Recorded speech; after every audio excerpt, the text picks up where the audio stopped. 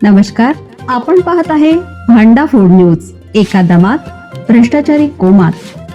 Social media, कर्जबाजारी, गुन्हेगारी, सट्टेबाजी, चोरी, मटका, जुगार, दारू, सावकारशाही, न्यायाच्या प्रतीक्षेत प्रशासन. भांडाफोड न्यूज. एका दमात भ्रष्टाचारी कोमात.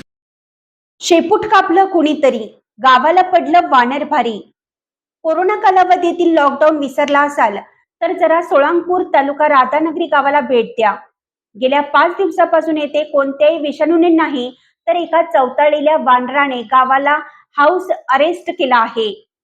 कोणाची तरी बुद्धी चालली आणि त्याने या वानराची शेपूट थोडी कापली.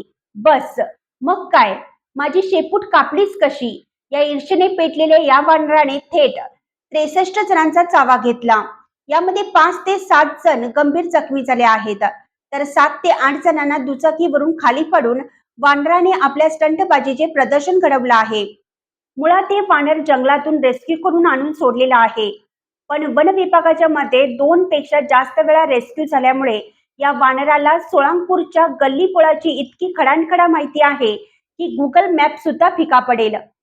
कुठे दबा धरून बसायचे आणि कधी सरप्राईज अटॅक करायचा यात ते पारंगत झालं आहे.